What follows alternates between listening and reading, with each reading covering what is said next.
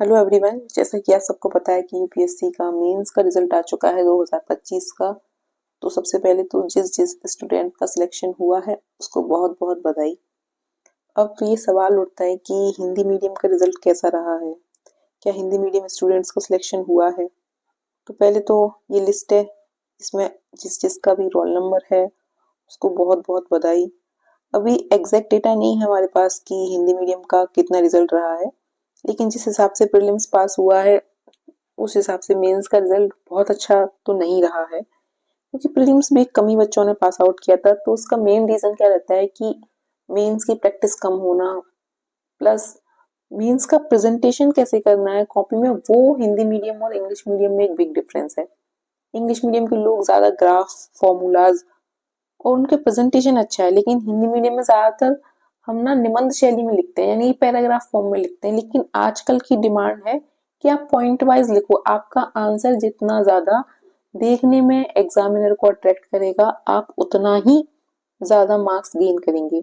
तो इसके लिए हम अपनी तरफ से प्रयास कर रहे हैं, क्योंकि हमने खुद भी मेंस लिखा हुआ है तो उस चीज का हमें पता है कि, और मैं खुद भी पीडब्ल्यू में अभी एज अ मेंटर जॉब कर रही हूँ, तो मुझे पता है कि किसका आंसर पढ़ने में अच्छा लगता है, किसका अच्छा नहीं लगता है।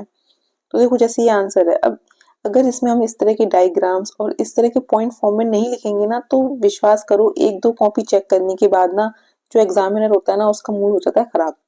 फिर वो बस ऊपर ऊपर से देखता है। तो इस तरह से हर पॉइंट में, हर उसमें आपको माइक्रो डायग्राम यूज करना है। देखो किस तरीके से हम माइक्रो डायग्राम यूज कर रहे हैं, एग्जाम्पल्स देने हैं। आप अगर चाहें तो इस साल के जो टॉपर्स हैं आप उनकी कॉपी उठा के देख लेना, आपको हर पॉइंट के नीचे एक एग्जाम्पल मिलेगा, पॉइंट फॉर्म में आंसर्स मिलेंगे। आप चाहो तो श्रुति शर्मा की कॉपी देख लो, आदित्य सिंगल जी की कॉपी देख लो, सब लोग अपने आंसर्स को इसी फॉर्म में लिखते हैं।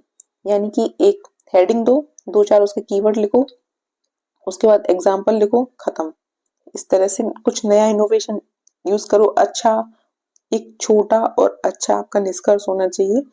तो अगर आप भी यूपीएससी की तैयारी कर रहे हैं या यूपीपीसीएस की तैयारी कर रहे हैं, हम दोनों के लिए मेंस आंसर राइटिंग सीरीज चला रहे हैं, जिसमें हम आपको सिखाएंगे कि किस तरह से आपके मेंस का आंसर प्रभावी हो सकता है, ज्यादा आपको अंक लाने में हेल्प कर सकता है। और सबसे बड़ी बात, इसमें हम हैंड रिटन आंसर आपको प्रोवाइड करेंगे, कोई टाइप आंसर आपको प्रोवाइड नहीं होगा। टाइप आंसर बहुत इजी होता है, क्योंकि आजकल तो एआई भी है, बट हम हैंड रिटन प्रोवाइड करेंगे। क्यों? क्योंकि टाइप बहुत है मार्केट में और उसमें कोई वर्ड लिमिट नहीं होती, उसमें कोई इनोवेशन नहीं होता है, उसमें कोई ये नहीं पता होता कि कैसे हम डायग्राम में डायग्राम यूज करें, कैसे फ्लो चार्ट यूज करें, कैसे अपने आंसर की प्रेजेंटेशन अच्छी बनाएं, कैसे विद इन वर्ड लिमिट लिखें। भाई आपको 150 वर्ड्स में लिखना है और आप लिख रहे हो 10 अंक के आंसर को जो है 250 वर्ड्स में, तो कैसे आप विद इन टाइम अपना पेपर पूरा करोगे। उसके लिए आपको विद इन लिमिट में पता होना चाहिए कि अच्छा 20 नंबर का पेपर है तो उसे कितने वर्ड लिमिट में रखना है, अगर 10 अंक का है तो उसे कितनी वर्ड लिमिट में रखना है, 15 अंक वाले को कितनी वर्ड लिमिट में रखना है। ठीक है, हालांकि दो आते हैं 10 और 20 अंक वाले, तो आपको अच्छे से पता होना चाहिए कि इनको कितनी वर्ड लिमिट के अंदर रखना है। ठीक है, तो हम उसके लिए daily answer writing program start कर रहे हैं।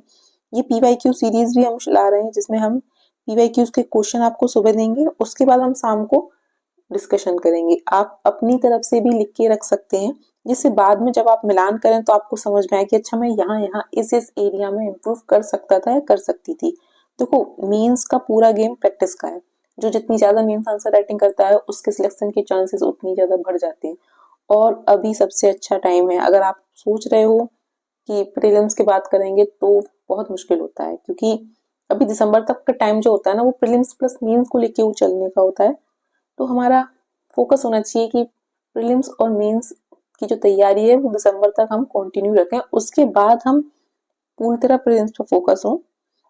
तो अगर आप हमारे साथ प्रैक्टिस करना चाहते हैं तो आप हमारे चैनल को सब्सक्राइब कर सकते हैं, और वीडियो पसंद आए तो आप शेयर भी कर सकते हैं जो आपके दोस्त यूपीएससी की या यूपीपीसीएस की तैयारी कर रहे हैं, जिनको मेंस आंसर राइटिंग सीखनी है।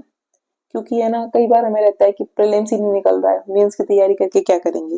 पर जब निकलता है ना और मेंस की तैयारी नहीं होती तो बहुत रिग्रेट आता है कि यार उस टाइम पे कर लिया होता, उस टाइम पे सीख लिया होता कि किस तरह से चार्ट में फॉर्मूलाज यूज करने हैं, किस तरह से इस तरह से अपने आंसर्स को अट्रैक्टिव बनाना है कि किस, ये सब हमें अभी सीखना होगा। और ये सब प्रैक्टिस का गेम है, ऐसा नहीं होगा कि आपको एक ही दिन में ये सब कुछ आ जाए, धीरे धीरे आता है।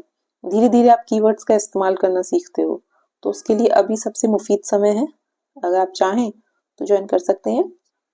डेली PYQ सीरीज है ये, हम इसको स्टार्ट करेंगे फ्रॉम 15 नवंबर। इसमें हम डेली PYQs के क्वेश्चंस देंगे, उन क्वेश्चंस के हम आपको सॉल्यूशन भी प्रोवाइड करेंगे PDF फॉर्म में। अगर आपको चाहिए तो आप हमारा टेलीग्राम चैनल ज्वाइन कर लीजिएगा। बाकी पहले हम डिस्कशन क्या करेंगे कि आप क्या क्या ऐड कर सकते थे। उसके साथ ही अगर मतलब अगर आप लोग चाहेंगे तो हम आपकी कॉपी भी वैल्यूएट कर देंगे। आप हमें जो आपने आंसर्स लिखे हो वो टेलीग्राम पे शेयर कर देना, हम आपको वैल्यूएट करके टेलीग्राम पे ही शेयर कर दिया करेंगे, जिसे आप देख सकते हैं। यूट्यूब पे भी डिस्कशन कर देंगे कि देखो ये एक पोर्शन था, यहाँ यहाँ आप इंक्रीज कर सकते थे, इस तरह के आप इसमें फ्लो चार्ट दे सकते थे, डायग्राम दे सकते थे, माइक्रो डायग्राम दे सकते थे, एग्जाम्पल्स कैसा दे सकते थे, इंट्रो कैसे अच्छा लिख सकते थे, कंक्लूजन कैसे अच्छा लिख सकते थे। तो ठीक है, मिलते हैं अगली वीडियो में। Bye bye.